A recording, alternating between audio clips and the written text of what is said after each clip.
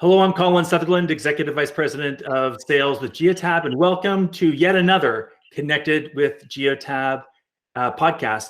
Here's where we like to connect with guests, and these guests aren't always Geotabbers. They are people outside of the organization and quite frankly, industry leaders, and they share with us their thoughts about industry trends and things that are really purposeful today. And today we're very, very blessed to have with us Dave Bronstein, who is the president of Together for Safer Roads.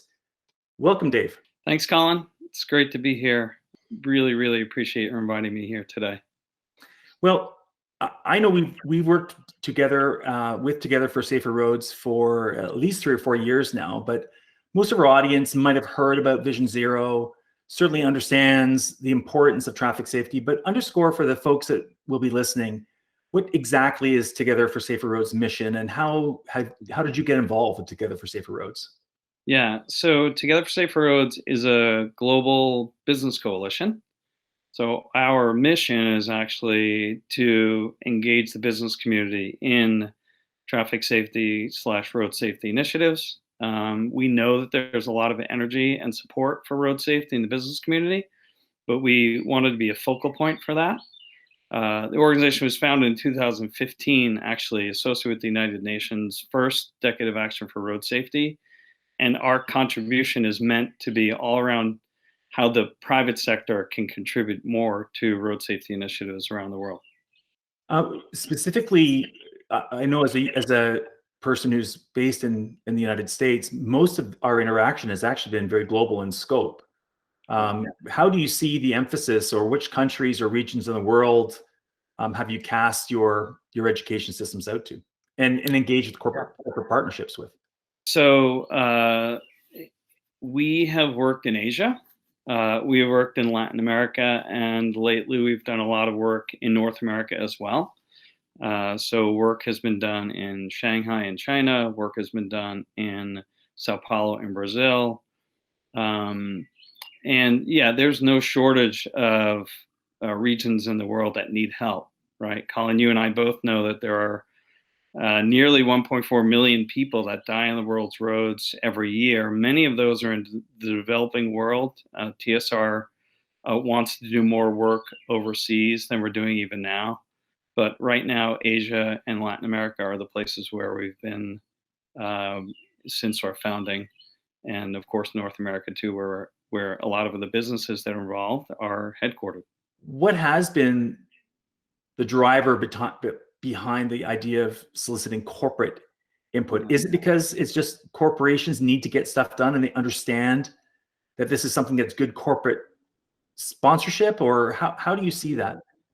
Well, I think it's a bit of both. In other words, businesses have resources that governments don't.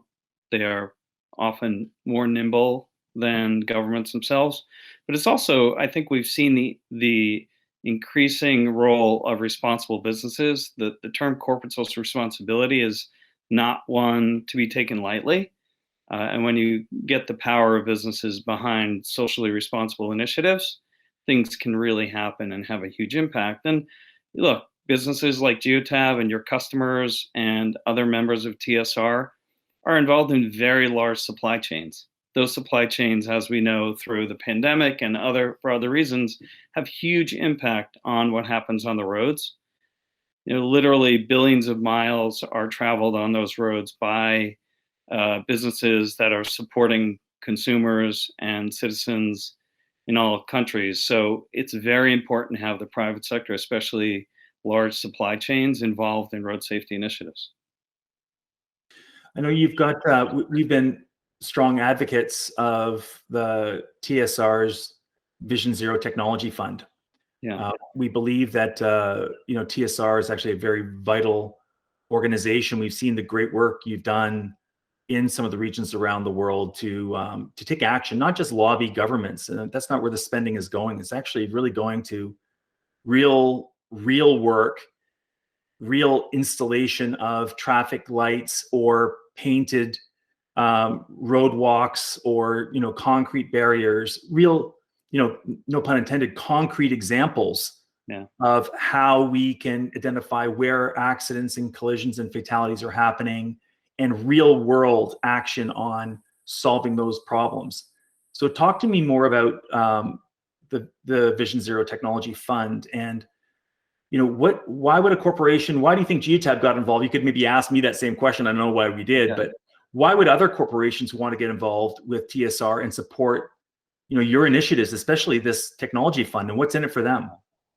Yeah. So look, we have programs that cut across city partnerships and, responsible fleet operations. We call it our Focus on Fleet Safety program that you guys have helped us create. We also have an innovation program. So there's a number of ways to participate in TSR's work, whether that's because you care about cities, whether that's because you care about creating responsible fleets, whether that's because you believe that you can help us innovate.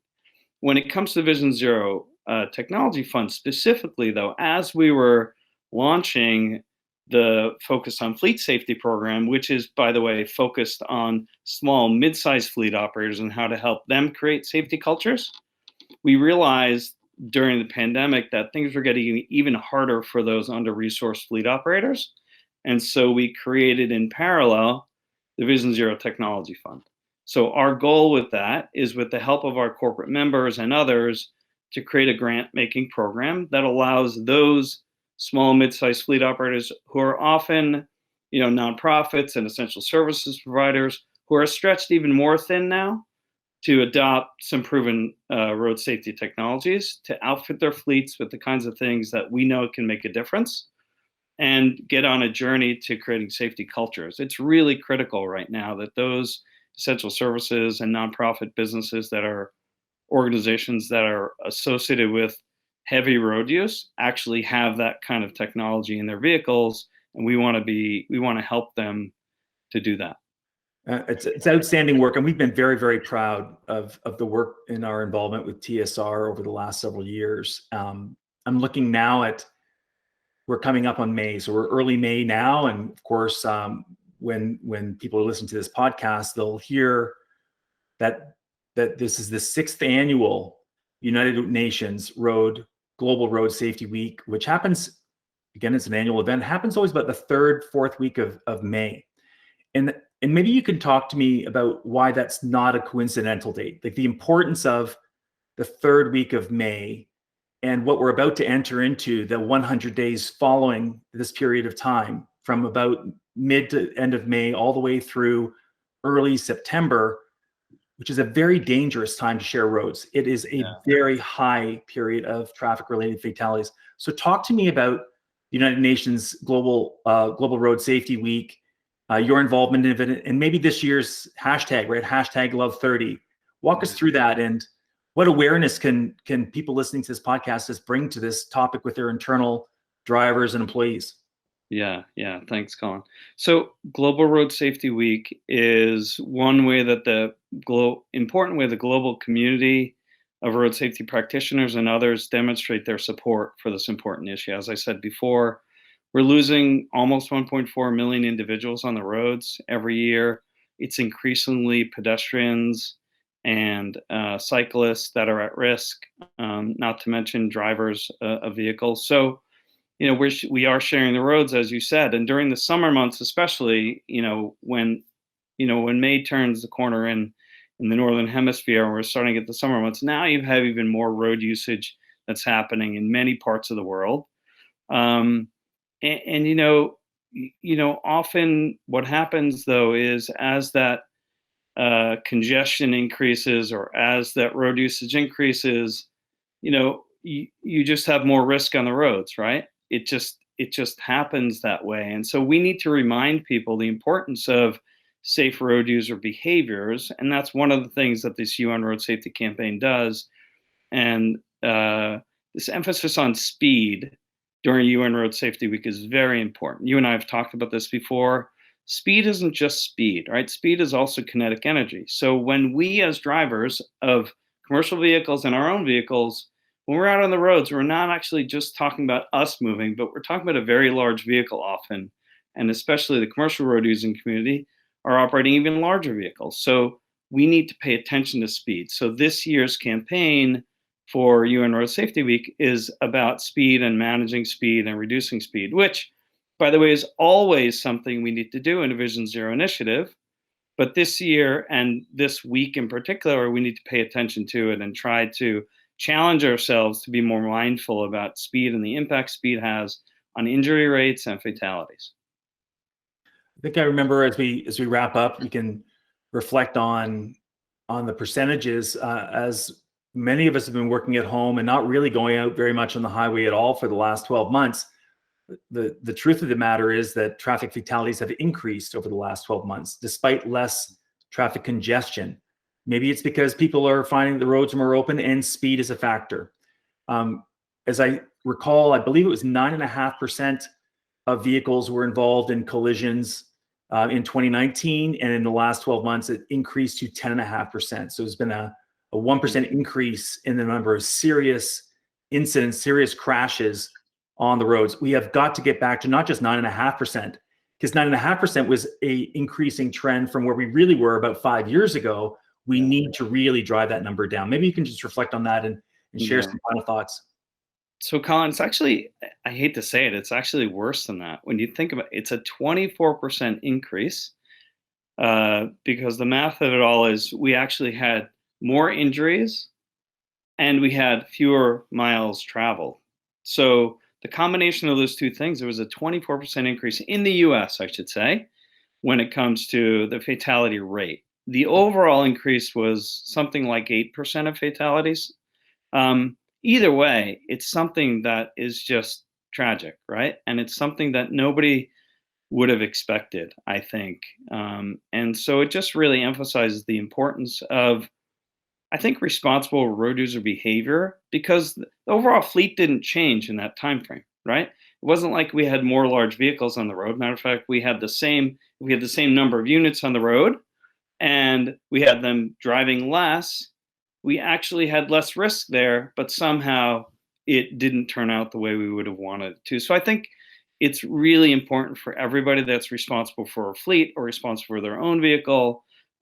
We have a responsibility on the roads to be mindful, not speed, not drive erratically. There are serious consequences, and we've seen the worst of it in this past year. And we hope that by drawing attention to it now, we'll start back on that path you were talking about to reducing the injury rates and fatality rates on the roads, not just in North America, but around the world. I wanted to mention for anybody that's listening to the podcast that they should join us at our Vision Zero Fleet Forum on May 19th, right? We need all the support we can get to bring fleets together with Vision Zero practitioners. We think it's a tremendous opportunity to improve safety on the roads. And that's why we're hosting this event with your help, Colin, and Geotab and many of our other members and sponsors are joining us on May 19th to learn more about how we can collaborate across public and private sectors to increase road safety. I look forward to that very much. And I know that I'll be speaking on a panel with you on that day. So David, thank you for your time. I really appreciate everything you're doing at TSR. Together, we can make these roads safer. #Love30. Keep the speed down to 30 kilometers an hour or wherever you are in miles. Thank you, David. I really appreciate your time again. And thank you for listening into this podcast. We'll be connecting soon on another topic with another great leader. And again, once again, David Bronstein, thank you very much. Thank you, Colin.